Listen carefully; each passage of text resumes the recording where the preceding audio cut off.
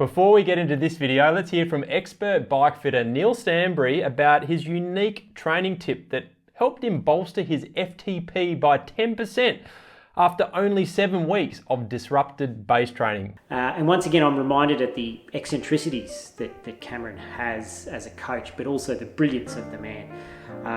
I believe that the main deciding factor for the improvement on this last half Monty that we did was actually the cowboy hat that he got me to wear.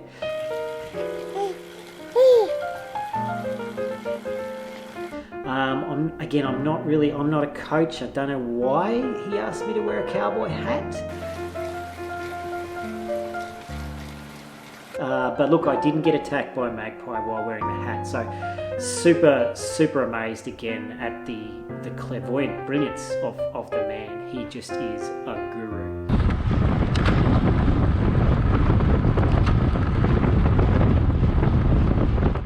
So welcome back to the RCA Training Tip Show, where today we're video number 4 in a series we're running called Zero to Hero, where we are attempting to take Neill Stanbury back to his cycling glory days after 6 months off the bike and a few years away from competitive cycling. And in this piece today, we're going to discuss 3 main items. Number 1, Neill's vast improvement in base fitness. How did we measure it? Neill's increase in FTP, how that came about, and we'll wrap up with Neill's benchmark climb results. But first of all, as this series progresses, I wanted to ensure Neill Stanbury was looking good as an RCA member. Neill, welcome to the RCA. I've been sweating on these, mate. My old jersey, my old Knicks, they're just about hit the end of their lifespan. Super excited. Pull out the white one and show us. Yeah, these look very fancy, mate. Why did you go for white over old school? I don't know. I've always liked white jerseys, and you can keep them clean. Yeah, clean enough. Yeah. And luckily, the peddler guys do them in small children's sizes.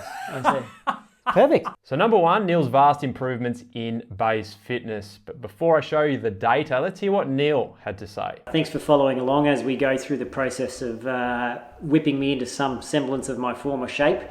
Been doing 6-7 weeks of base training now, and we've done another cardio drift test, which Cam will show you the results of. So in order to identify Neill's improvements in base fitness, let's look at a training software that we use here at the RCA called Today's Plan. And what I want to take you back to is the 24th of June, when Neill first completed what we call a cardio drift test, which is a simple test you can do at home, provided you've got an indoor trainer. If you don't have an indoor trainer, you need a power meter and a heart rate monitor. You could do this test outdoors, provided you can maintain a consistent pedal stroke. So an outdoor velodrome would be great for an hour at the very least, at a zone 2 power output. And we establish your zone 2 power output by first up, which is what Neill did initially, doing an FTP test. We take your FTP number, so for Neill it was 200 watts, we take 70% of that, so for Neill it was 140 watts, and he pedaled on the indoor trainer at 140 watts for an hour, and we're assessing how the cardiovascular system responds, which the heart is the cornerstone of, so we need the heart rate strap on to that zone 2 power output. And as you can see, Neill's heart rate drifted during that test by roughly 10 to 15 beats within the hour, pedaling purely at an aerobic zone 2 level. As a coach, this justified to me that initially Neill's predominant focus for training should be the aerobic base engine. Clearly, his cardiovascular system was stressing at what many would deem an easy pressure. So why would you start building the levels to the house? We like to use the building the house analogy here at the RCA. I'll link to that video below, when the foundations are not properly laid.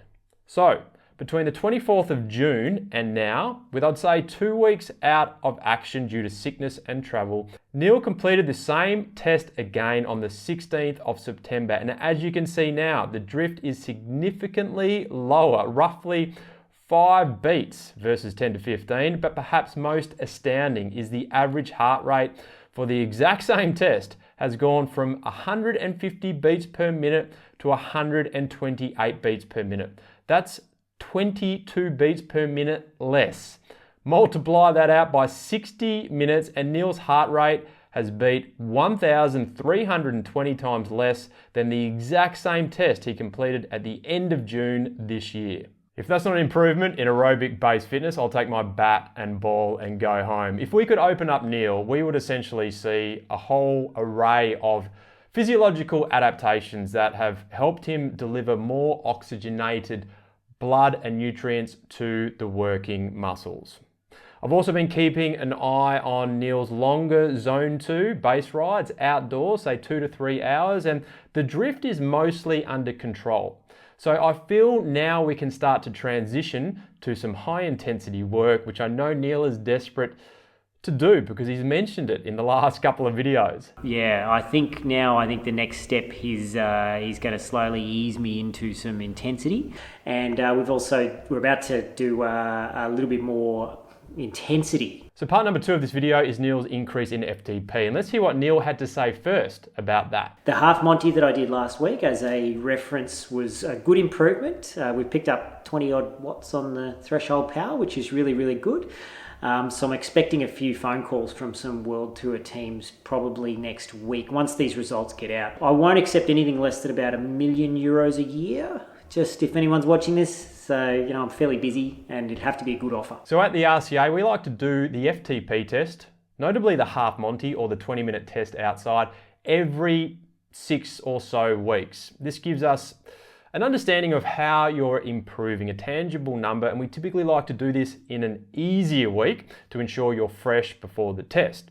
As you know from watching the first part of the video, Neill completed another FTP test using the Half Monty protocol in the Wahoo Sufferfest indoor training app, which has just been overhauled, might I add. We'll have more content coming soon on the channel about that, and Neill completed the test in a cowboy hat with his new family edition watching on. But if we look at Neill's improvement, you will see a 23 watt improvement in FTP and a 28 watt improvement in maximal aerobic power, or what many refer to as VO2 max, or your aerobic ceiling. Now, typically after a month or 2 or even 3 months of base training, I don't expect to see much improvement, if any, in maximal aerobic power and FTP. Why is that? Well, we're not focusing on training those upper end zones when working the aerobic base engine. And during an FTP test, the Half Monty test in particular, you need to be able to leverage those upper end zones to get the ultimate performance gains. But Neill has been focusing predominantly on zone 2 with a little bit of sub-threshold and one big maximal aerobic effort we'll be discussing shortly.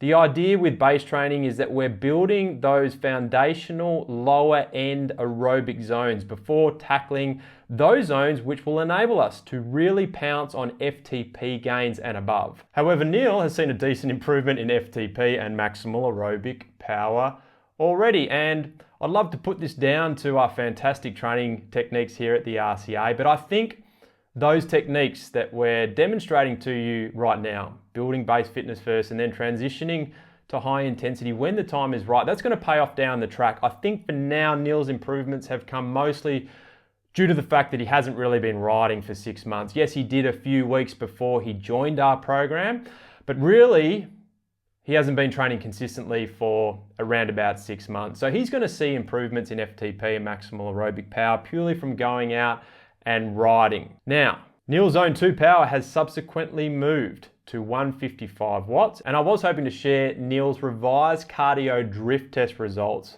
at his new Zone 2 power output, 155 watts, but that will have to wait until next time. The third part of the video is the benchmark climb. So at the RCA, we like to have an easier week every 3rd week. And in that easier week, we'll typically do a test on fresh legs. As you know, we do the FTP test and we alternate the FTP test, which becomes every 6 weeks in the end, with something called the benchmark climb. Now, if you don't have a climb in your local area, you can go do your local loop, your favorite local loop that you want to get your best time on. Normally, we try and target a segment that's say 5 to 20 minutes in length, and the idea is we go to that segment on fresh legs with a proper warm-up and tear it apart. We see how hard and fast we can go. And in Neill's instance, he decided on a 6-minute climb called the Dixon Road climb. Now there's two benchmarking numbers we get from this. Number one, Neill's time to beat of 5 minutes and 54 seconds, and Neill's maximal 5 to 6 minute power effort.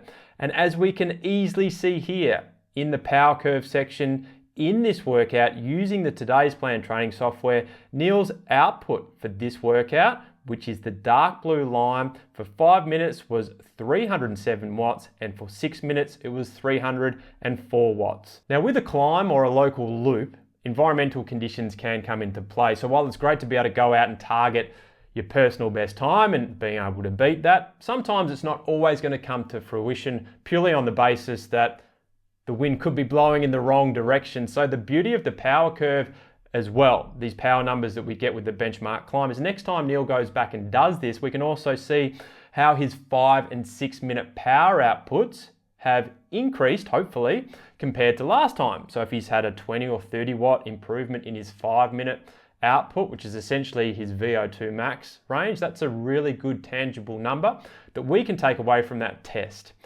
Now, the next time we catch up, I'm going to be able to share with you how Neill has gone in benchmark climb number 2. We'll be able to look at the data, be able to see his time as well. How the cardio drift test is going or has gone when comparing it from 140 watts to now 155 watts. And lastly, I'll be able to share with you how we're starting to now sprinkle in some high intensity stuff in between the base training. He's still going to be doing base training, but the transition is now going to essentially go from more base training focus to a blend of base and high intensity work with a bit of sub-threshold stuff, a bit of threshold stuff, and a little bit of VO2 max sprinkled in before, say in 5 to 6 weeks time, we really start to lift it again. So that's to come. Hope you've enjoyed the video, and I'll catch you in the next one.